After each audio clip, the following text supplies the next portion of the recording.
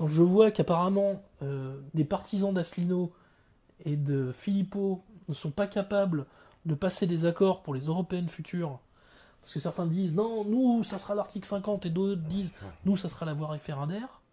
Donc en gros on est en train d'enculer les mouches, alors qu'on parle quand même de l'avenir de la France et de sa survie en fait. Hein. Maintenant on peut parler de sa survie. Ces types sont indignes en fait. C'est non seulement grotesque mais c'est indigne. Et alors de ce que j'ai pu en voir ces dernières semaines, j'ai l'impression que même Asselineau est encore plus coupable que Philippot.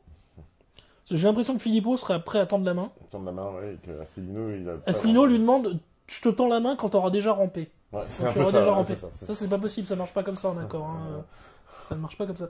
Alors, j'ai une petite information, enfin, petite anecdote personnelle. J'avais été voir Asselineau dans une conférence qu'il avait donnée dans un petit local parisien qui est aujourd'hui fermé, qui a disparu. Parce qu'il a eu des problèmes avec le Premier ministre Manuel Valls. Voilà. D'accord. Après l'affaire Clément Méric. Donc, tu vois de quel local il s'agit. Je vois tout à fait. Donc je vais voir François Asselineau à sa conférence et il nous explique, voilà, je veux recréer le CNR. Pour sortir de l'Union Européenne, je veux recréer le CNR. Bah, formidable, très bien. Alors je lui dis, je sais qu'effectivement, le Front National n'est pas aussi clair que vous sur un Frexit. On parlait pas de Frexit encore à l'époque, puisque le Brexit, on en était encore très loin. Mais je sais qu'il y a une minorité de gens au sein du Front National qui sont sur votre position et qui veulent aussi une sortie de l'UE. Ah, mais le Front National, c'est la CIA. Bon, tu connais, c'est la secte Moon, c'est la CIA, bon, très bien, ok. Et je lui dis, il y a un autre parti aussi, alors je sais plus si à l'époque il s'appelait déjà le POI, ou il s'appelait encore le PT, le Parti du Travail. Donc effectivement, c'est des trotskistes. Et je dis, eux aussi, quasiment à chaque paragraphe dans un de leurs articles, ou dans un de leurs communiqués, on voit sortie de l'Union Européenne. Je crois que je lui parle du PRCF, qui était exactement sur la même position, et du RIF de Paul-Marie Couteau, qui était en gros à 90% sur la ligne Asselineau. Dans les deux cas, je me suis entendu, c'est un groupuscule trotskiste, ça ne m'intéresse pas. En gros, ils se réunissent dans une cabine téléphonique, ce qui n'était pas vrai. À l'époque, le POI avait beaucoup plus de militants que le PR en avait. Le RIF avait quand même un petit noyau de militants actifs. C'était des personnes... Je l'avais vu une fois, j'avais été au RIF, c'était des gens assez âgés, mais des gens très respectables. C'était des anciens du RPR de la grande époque, on va dire. Celle, en gros, jusqu'à... fin 70, début 90. C'est-à-dire quand le RPR était gaulliste. C'était gaulliste, voilà, pour de vrai. Pour de vrai. Donc c'était des gens qui venaient de là ou qui avaient été proches du MPF de Villiers. Et donc je lui parle aussi de ces quelques personnes du Front National, certes peu nombreux, mais qui étaient d'accord avec lui, qui disaient qu'il fallait passer par une sortie de l'UE. Donc un coup c'est... Bon, le Front National c'est la CIA et la secte Moon. C'est un groupuscule trotskiste. Paul-Marie Couteau, en gros, on ne connaît pas. C'est limite s'il m'avait pas tourné le dos quand je lui avais évoqué Paul-Marie Couteau. Et pour le dernier, donc, le PRCF, alors je ne sais même plus si j'avais eu une réponse. Et c'est vieux pourtant, hein, ça date d'il y a un peu moins de 10 ans. Donc j'ai l'impression qu'il n'y a pas grand changement finalement. Bon, je suis sûr qu'il a complètement oublié cette conversation qui a duré en tout et pour tout peut-être 10 minutes. Hein. Peut-être par contre qu'il se souvient qu'il a fait une conférence dans ce local. Ah oui, ça on lui rappelle souvent. À moins qu'il soit amnésique. Mais bon, voilà. Et j'ai compris ce jour-là qu'il y avait quand même un vrai souci. C'est-à-dire qu'on peut pas faire le CNR seul. Bah, le CNR, ça se fait en plus avec des gens contradictoires. C'est-à-dire voilà. si on dit on fait le CNR, tu vas forcément t'asseoir avec des mecs avec qui t'es pas d'accord. Parce que sinon c'est pas le CNR. Ah oui. Sinon c'est pas le CNR, ça n'a pas de sens. Le CNR, on le sait, c'est mettons nos antagonismes de côté. Voyons sur quoi on est d'accord et les grands axes génériques et appliquons ces grands axes parce qu'on est d'accord. Voilà. Donc après, pour ça, je suis désolé, on peut s'asseoir à la même table. Et tous les gens qui me disent oui, Philippot peut pas s'asseoir à côté d'Asselineau ou l'inverse, mais arrêtez vos conneries. Ils peuvent même s'asseoir. On me dit que Dupont-Aignan ils peuvent pas s'asseoir, mais bien sûr que si. Bien sûr que si. Bien sûr que si. Bien sûr que si. On me dit Dupont-Aignan il peut pas s'asseoir avec Asselineau. Et je voyais l'autre fois, d'ailleurs, tu l'évoquais à raison, l'ex-MPEP. Oui. J'ai oublié leur nouveau nom. Bon, c'est Nikonov. Ils ont changé de nom. Ils s'appellent plus MPEP, mais j'ai été sur leur site il n'y a pas très longtemps. Bah, voilà, enfin, ces gens-là, c'est exactement la même chose. Quoi. Bien sûr, ils demandent la sortie de l'Union Européenne, pareil. Ils peuvent être dans un CNR avec l'UPR, avec Patriote, avec Dupont-Aignan, Christophe Poisson, tous oui, Jean-Frédéric Poisson. Jean-Frédéric Poisson, pardon. Tout cela. D'ailleurs, Jean-Frédéric Poisson, lui, est plutôt dans cette démarche-là, j'ai vu ça. Parce qu'il a rejoint la plateforme qui avait été les Amoureux de la France, lancée par Dupont-Aignan. Avec Dupont-Aignan. Voilà, donc bon, comme quoi c'est possible. Mais bien sûr, tous ces gens-là, c'est pour ça que Si on dit en plus... Parce que souvent, on le sait que la question qui pose problème dans les alliances, pour des alliances entre ces partis-là, c'est la question migratoire. Bien sûr. Et il se trouve que les partis...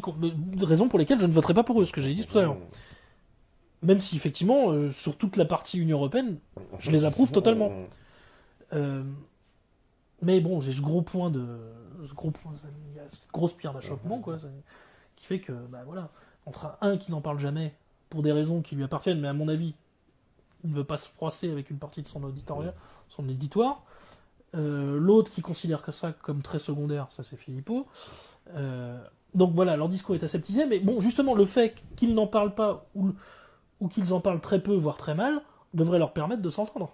Bah oui, complètement. Parce qu'à la limite, certains diraient, on veut pas entendre parler du Front National, puisque l'immigration est la question numéro 1 chez eux, ils sont racistes, etc. Enfin bon, tu mets ce que tu veux, quoi. Tu mets tous les adjectifs que tu veux, xénophobe, j'en sais rien. Certes, très bien. Alors là, comme justement, vous n'en parlez pas, il n'y a plus aucune raison que vous ne vous alliez pas. Exactement. Complètement d'accord. Complètement d'accord. Et après, alors, ils vont être... Dupont-Aignan, lui, il est sur la ligne, il parle du grand remplacement. Alors, mais ça plaît pas, justement, aux autres.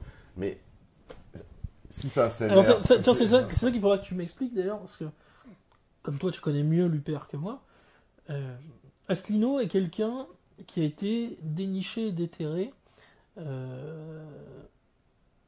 des dossiers incroyables sur, on va dire, la jeunesse de l'UE. Enfin, de la CE à l'époque, ou même depuis le traité de Rome, voire même la CK, quoi. Les déclarations d'Eisenhower, ce qu'ont fait Schuman et Monnet, qui ils étaient. Voilà, on va dire, les fameux pères fondateurs, c'est tellement emblématique d'ailleurs de parler de pères fondateurs, comme les Founding Fathers de l'autre côté, quoi. Donc je dis, il a fait tout ce travail. Pourquoi, alors que ça aussi c'est parfaitement sourcé, je ne l'entends jamais parler du plan Koudenov-Kalergi, par exemple? Pourquoi? Ça, c'est une question. Et moi, j'y ajoute toujours une autre interrogation. C'est cet homme qui était dans une droite, on va dire, dite dure. Dure, oui, voilà. Enfin, bon, on reprend, comme tu dis, les guillemets. Conservatrice, voilà. Avec quand même des personnages comme Charles Pasqua. Avec lequel il a travaillé. Qui était Charles Pasqua, faut qu'on se rende compte que c'était pas les bisounours. C'était quand même la ligne Pasqua Pandro. Voilà. C'était la ligne dure de la droite. Et c'est des gens qui, avec le recul, avaient finalement raison idéologiquement sur la projection qu'ils faisaient de l'avenir du pays. Donc quelque part, moi aussi je m'interroge toujours de me dire mais pourquoi François Asselineau se refuse à il avait raison, puisque finalement il avait raison sur ça aussi. Se refuse à aborder cette question. Bah oui, parce que il avait raison sur l'Union Européenne, ça on ne revient même pas dessus, tout le monde est d'accord. Mais sur les questions migratoires, finalement, si tu regardes son parcours, mais il avait raison aussi. Mais pourquoi aujourd'hui parce qu'aujourd'hui c'est beaucoup plus... j'ai l'impression qu'il se refait alors moi je dirais, une espèce de virginité, voilà, sur ce truc-là, en se disant, bon, je passe entre les mailles du filet, je suis déjà un peu cramé, on me traite d'extrême droite, faut mieux pas que je ramène ce sujet-là. En fait, c'est un homme courageux, suffisamment courageux pour avoir manqué la carrière ministérielle qu'il aurait largement méritée, ou la carrière politique qu'il aurait largement méritée, vu son niveau, son intelligence et puis ce qu'il a trouvé. Mais peut-être pas suffisamment courageux pour subir des persécutions judiciaires réelles, et donc qui l'aurait amené sur certains terrains. Alors, comme je te disais, le plan Koudenov-Kalergi,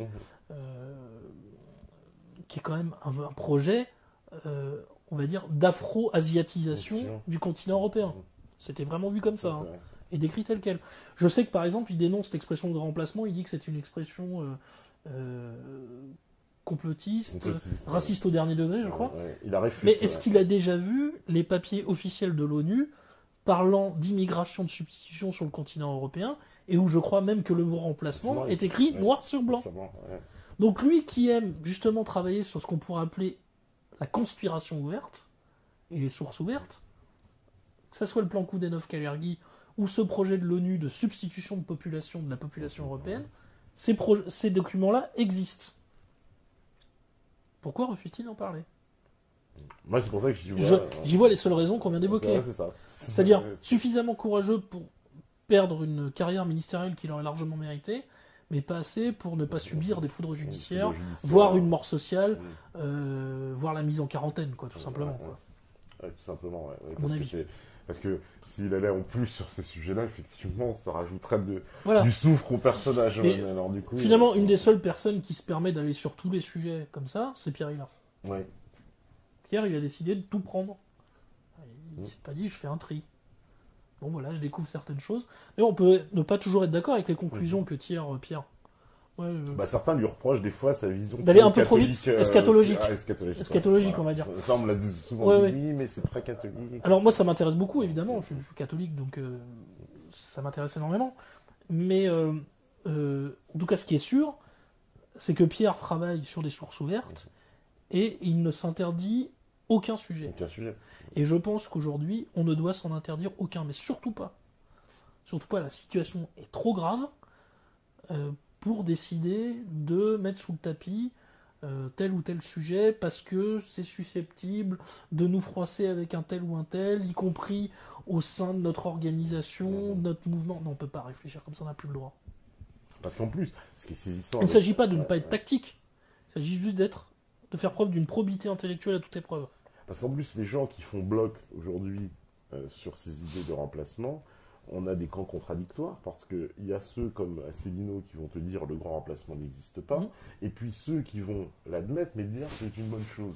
Et les deux sont alliés contre ceux qui sont contre. D'ailleurs, je crois que c'était Finky, une fois, qui avait une bonne formule qui m'avait amusé. Il avait dit dénoncer le grand remplacement quand on estime que c'est une catastrophe, c'est une vision d'extrême droite. Par contre, le promouvoir et s'en réjouir, c'est tout à fait... tout à fait respectable. Voilà, c'est ça. D'ailleurs, il y a quand même Mouloud Achour et ses copains qui ont poussé le vice jusqu'à appeler leur maison d'édition les éditions du grand remplacement, je crois. Ah d'accord, oui. Il me semble. D'accord. À vérifier, mais je crois que c'est Mouloud Achour et ses potes. D'accord. Les éditions du grand remplacement. J'ai vu qu'ils en parlaient beaucoup. Oui. Les éditions du grand remplacement. Les éditions du grand remplacement. Bon. Voilà, au moins, ça le mérite de la clarté. Parce qu'eux, ils veulent se moquer, ils font partie oui, bien sûr. Ça n'existe pas, mais en fait, c'est un état de fait. Un état de fait. C'est un état de fait. C'est un état de fait. Ouais. Donc voilà, moi, c'est le problème donc, que j'ai avec Asselineau, c'est celui-là. Mais comme je dis, je m'intéresse à ce qu'il fait dans tout le reste. Et justement, avec un œil extérieur, justement, je peux en parler encore plus librement, ne votant pas pour eux pour les raisons que je viens d'exposer, je comprends encore moins pourquoi il n'y a pas d'entente et une alliance, tout simplement, pour les prochaines européennes. Ça aurait tellement de sens. Complètement. En plus, on aurait peut-être justement des députés, peut-être bien Philippot et Asselineau, pour aller faire ce qu'a fait Farage. Farage, il a mis 10 ans pour faire ça. De toute façon, le Brexit a été gagné par Farage au sein du Parlement européen. Voilà. Les vidéos ont été vues par des millions de gens. Dans toute l'Europe. Il y a dans toute l'Europe, un Européen qui a eu personne... Qui connaît un député européen? Le seul député européen qui a été connu dans l'Europe entière, c'est Nigel Farage. Voilà, c'est tout. Et moi, je pense que le Brexit, c'est gagné par ces vidéos. Très largement. Il a déjà mis cette idée-là dans la tête des Britanniques. Parce que, à grande échelle. Et ça, là, en France, ça pourrait être possible si on avait des équivalents au Parlement européen qui viendraient leur mettre des coups de boutoir ça leur ferait très mal. Très mal. Qui vous parleraient du Frexit et du machin et de comme ça. Et puis en plus, là, ce seraient des députés européens. Donc du coup, pour les censurer, ce serait beaucoup plus difficile, c'est évident. Donc on pourrait plus censurer cette question. En tout cas, dire non, qu'il n'existe pas, ce serait impossible. Voilà. Et je trouve ça un peu affligeant vu de l'extérieur. En plus, on est dans des finasseries juridiques. C'est du juridisme. On n'est plus dans la politique du juridisme. C'est d'en faire trop en pinaille. Et ça, c'est anti-politique, par définition. C'est-à-dire dire je ne m'allie pas à eux parce que nous, on veut déclencher l'article 50, ou je ne m'allie pas à eux parce que nous, on veut passer par la voie référendaire et eux veulent passer par l'article 50. Là, c'est tout sauf sérieux. On n'est plus dans la politique, là. On est dans l'amusement, dans les chamailleries, comme je le disais, dans des querelles d'ego pitoyables, mais on n'est pas dans la politique. Parce que moi, ce que j'explique tout le temps, c'est que pour avoir rencontré, bien connaître effectivement les gens de l'UPR et les gens des Patriotes, il y a un véritable ADN politique commun. Oui, il y a une feuille de papier, quoi, qui les sépare. Voilà. C'est-à-dire que tu prends quelqu'un de l'UPR et des Patriotes, tu as beaucoup de mal. Oui, ils sont interchangeables. Voilà, ils auront beaucoup de mal à les différencier finalement. Ils sont interchangeables. Il n'y a que, justement, ceux qui s'obsèdent, des fois, il y en aura encore certainement dans les commentaires, qui vont me dire, mais non, tu comprends rien, c'est différent. Mais il n'y a rien de différent, ils sont complètement sur la même ligne. Je veux dire, et pour cause, c'est que si tu écoutes un discours de Philippot, un discours d'Asselineau, je veux dire, qu'est-ce qui les sépare à part justement cette question migratoire et en filigrane. Comme je dis, qui est très aseptisée chez... Très léger chez Filippo et absente chez Asselineau. Et en plus, attention, c'est parce que le fait qu'elle soit absente effectivement chez Asselineau ne veut pas dire qu'elle est absente chez les adhérents. Chez les adhérents. Hein. Il y a une grosse différence parce que beaucoup d'adhérents de l'UPR sont justement sur une ligne où ils se posent quand même la question. Ils ont là beau leur expliquer que c'est hors charte, que c'est pas le truc, mais bon.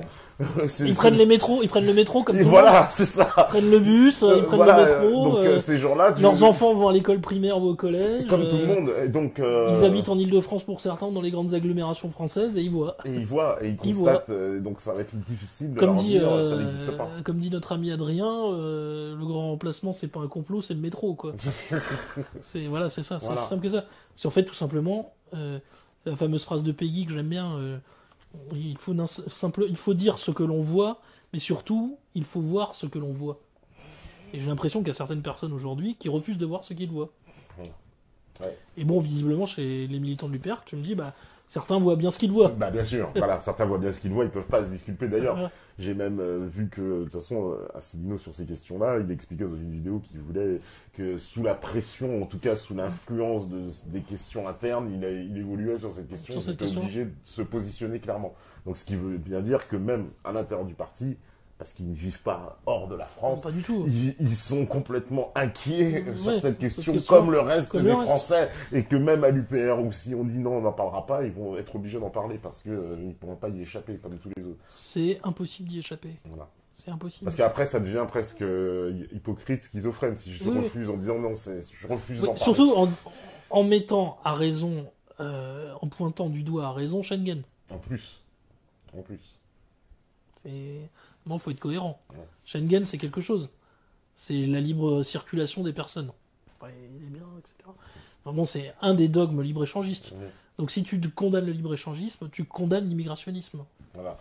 Justement, alors sur Schengen, ça aussi, oui, chaque fois on m'a dit, moi, pendant la campagne, j'ai vu que c'était une question qui avait été posée à Asselineau, et j'étais un peu étonné, je vous cache pas de la réponse, puisqu'il avait dit que justement, ça, on verrait Schengen. C'est-à-dire que pour lui, quand il disait sortir de l'article 50, c'était le TUE, le TFUE, l'OTAN, l'euro, mais que Schengen, en fait, c'est après, on déciderait si on veut le garder ou pas. Alors, oui, en fait, c'est l'inverse du Front National. Oui, qui maintenant met Schengen d'abord, et puis la souveraineté monétaire tout à la fin. À la fin, voilà.